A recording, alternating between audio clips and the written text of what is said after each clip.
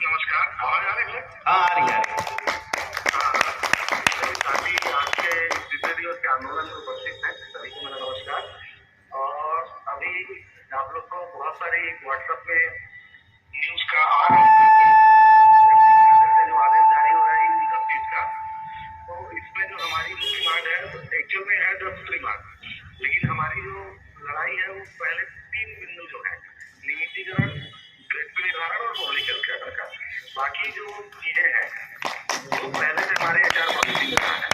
2000 के HR policy जिसको अभी बीपीएम का है ठाकुर सर वो स्वयं जा रहे हैं, वो भी अथक प्रयास किए थे और उस समय की जो टीम थे उनके अथक प्रयास से मानव संसाधन नीति बनी थी और आज 7 साल बाद उसका इम्प्लीमेंटेशन किया जा रहा है। मतलब प्रशासन कितना ढुलमुल रवैया और कितना सुस्त गति से काम कर रहा है ये आप सभी के समक्ष है।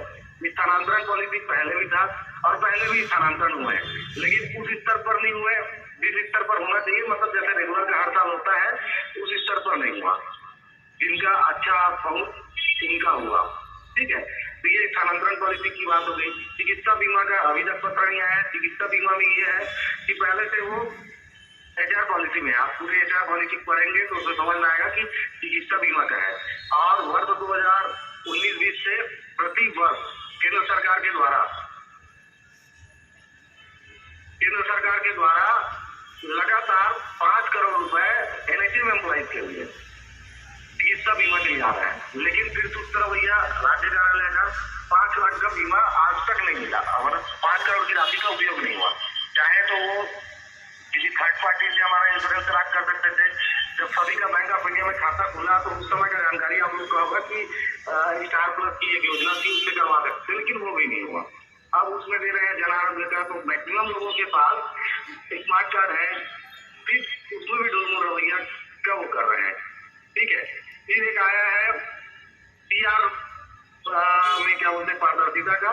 हमारी जो मांग ये थी कि जो राज्य शासन के संविदा कर्मचारी हैं उनका जैसे 3 साल एक्सटेंशन कर दिया जाता है लगातार, और इस बीच में अगर किसी के ऊपर अनियमितता का जो आरोप है अगर वो सिद्ध होता है तब आप उसको निकालने की कार्रवाई की है। लेकिन एक कमेटी फिर उसमें अपीलीय अधिकारी बना दिया सेक्रेटरी सर और एमडी मैडम सर, तो इसमें फिर वही मतलब घुमाने वाली बात है। तो कुल मिलाकर जो एचआर पॉलिसी में है उसी को लागू करने का काम करने का प्रयास वो कर रहे हैं। हमारी मुख्य मांग है नियमितीकरण, ग्रेड पे और public health care. Grade pay के संबंध में यह है कि 2020 में जब हम आप सभी के सहयोग से आंदोलन किए थे पूरे प्रदेश भर में, तो उस समय नियमितीकरण की जो फाइल बनी थी तो उसमें 3 बिंदु था हमारा। पहला था नियमितीकरण, दूसरा था ग्रेड पे का निर्धारण, तीसरा था चिकित्सा बीमा का, ठीक है। तो ग्रेड पे निर्धारित करते हुए नियमितीकरण, तो फाइल लगभग आप सभी को पता होगा 2023 का जो पत्र होगा आप लोग जान रहे हैं वो फाइल कंप्लीट था नियमितीकरण का, जो उस समय 14,500 अप्लाई था उनके लिए बजट कैलकुलेशन। उसके बाद तत्कालीन स्वास्थ्य मंत्री जी के द्वारा केंद्रीय स्वास्थ्य मंत्री को पत्र लिखना। पत्र ये लिखा गया कि हमारा जब नियमितीकरण होगा एनएचएम एम्प्लॉइज का तो केंद्र की जो राशि है केंद्राल जो रहता है 740 करके, तो 7% की राशि मिलेगी कि नहीं मिलेगी, तो वो मिलेगी करके पत्र भी आया हमारे पास, वो पत्र भी है। तो ये सारी चीजें हम उनको दे चुके हैं। तो हमारी अभी वर्तमान में स्थिति है क्योंकि आंदोलन लगातार जारी है और बहुत अच्छे तरीके से, चाहे वो आपके जिले की बात हो, बस्तर संभाग की बात हो, सभी जिलों में है ना लगातार जारी है सरकार दबाव में। इसीलिए कल का एमडी मैडम का मैसेज था इनको सीएमएचओ सदस्य कि आप व्यवस्था सुधारिए। और मतलब एक निगेटिव मैसेज ये भी था कि हमको जो देना था वो इंग्लिश में लिखा हुआ है, तो उसका जब आप ट्रांसलेट करेंगे तो आपको समझ में आएगा। हमको जो देना था 13 अगस्त की इसी की बैठक में हमने दे दिया, लेकिन दिया क्या जो हमको पहले से प्राप्त है। पहले से प्राप्त है मतलब हमारी नीतियों में लिखा है, हमारी मानव संसाधन नीति में लिखा है।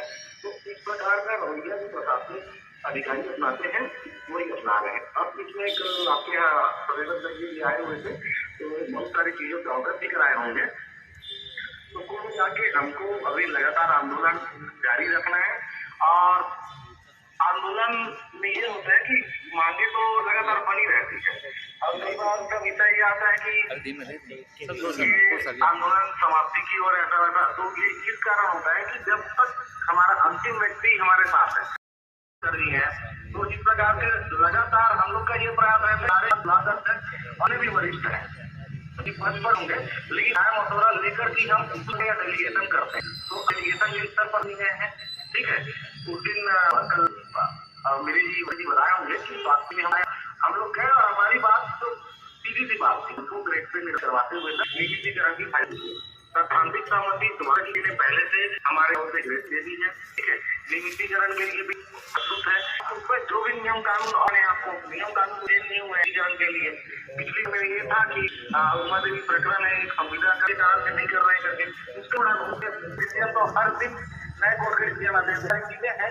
तो यही आग्रह है कि आप लगातार हड़ताल में बने रहिए। आपका जिला महत्वपूर्ण जिला है, क्योंकि वहाँ हमारे गृह आते हैं। हमारी पहचान 17 में ठाकुर के लगातार हमारे लिए रहा है, लेकिन चूंकि अब समय है, हम विपक्ष नहीं हो रहा, उनके काम है, तो उनके माध्यम से आप लोग प्रदेश अध्यक्ष अनुमति का अगर प्रयास करने का होगा, तो चूंकि वो एक नेतृत्व में है आज प्रदेश के आगे, तो मेरा यही कहना है कि आप जन आंदोलन में बने हैं तब तक आप मतलब वर्धा जिला नहीं, पूरे 35 जिले तक हमारा आंदोलन सतत रूप से जारी रहेगा और हमारी मांगों के प्रति जितना हम आगे बढ़ते जाएंगे, मतलब आंदोलन जितना तीव्र गति से चलेगा।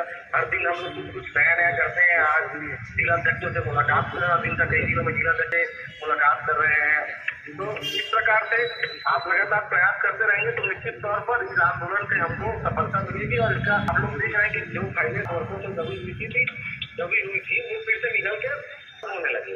तो मेरा बस इतना, मेरे यहाँ पे मौदा बाजार में आज कार्यक्रम है, तो उसमें मैं रहूँगा। और बाकी धन्यवाद ठाकुर सर। Thank you.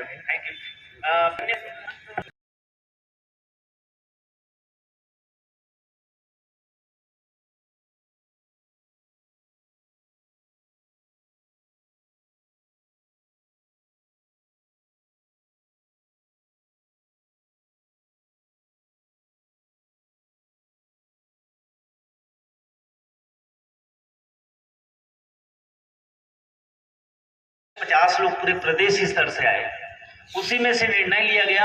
पर जिनको जुनून था कि हम एनएचएम संघ के लिए कुछ करेंगे और जो पदाधिकारी बनने के लायक थे वो लोग वहां पर पहुंचे थे।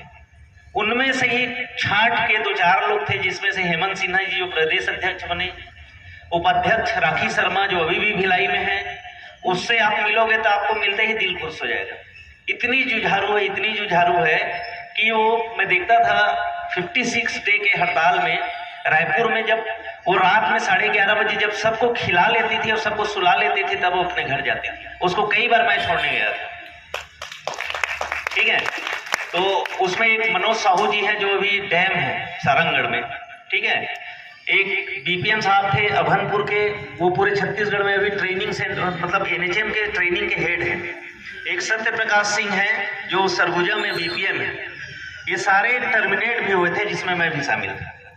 तब जाके उस पॉलिसी जो मानव संसाधन नीति के अभी हेमंत सिन्हा जी बात कर रहे थे, वो लागू हुआ। जब पॉलिसी लागू हुई तब सारे जो मैटरनल हेल्थ या बाकी जो पॉलिसीज हैं वो धीरे धीरे रैशनलाइजेशन। उस दौर में सैलरी इतनी कम थी कि मिनिमम सैलरी उस समय 6,000-7,000 चालू होता था। रैशनलाइज होने के बाद 3 इयर्स, 5 इयर्स, 8 इयर्स और 10 इयर्स का जो रैशनलाइजेशन हुआ, उसमें बहुत सारे बेनिफिट्स मिला। वो किसके कारण से? सिर्फ संघ के बैनर तले हमने जो काम किया है उससे उनको प्रभाव पड़ा, तब जाके उन्होंने लागू किया ये सब चीजें। ठीक है, तो आज भी वही चीज करने की जरूरत है कि एकजुटता बहुत जरूरी है। और जब जिले के लोग बैठे रहते हैं तब वो प्रांताध्यक्ष जो लगातार प्रशासनिक अधिकारियों के सामने में बैठना, उनसे बात करना, या किसी जो राजनेता है उनके सामने में लाके अपनी दलीलें रखना, इतनी मुश्किल होती है कि उनके 10 प्रकार के क्वेश्चन रहते हैं, उसका जवाब, उसको रेस करना, उसको जवाब देना और उसके एवज में उसके डॉक्यूमेंटेशन करवाना, ये बहुत मुश्किल काम होता है। इसमें बहुत सारे लोगों के सहयोग की आवश्यकता रहती है। जिनको सहयोग चाहिए वो सारे सहयोग जो है उन लोग लेते रहते हैं, फोन के माध्यम से, किसी दूसरे के माध्यम से। ठीक है, तो ये आप लोगों का जो उपस्थिति है इसके लिए सभी लोगों को बोलिए कि सभी वो लोग कृपया उपस्थित हों। मैं उषा कल बोल रही थी कि मैं आज बोलूंगी करके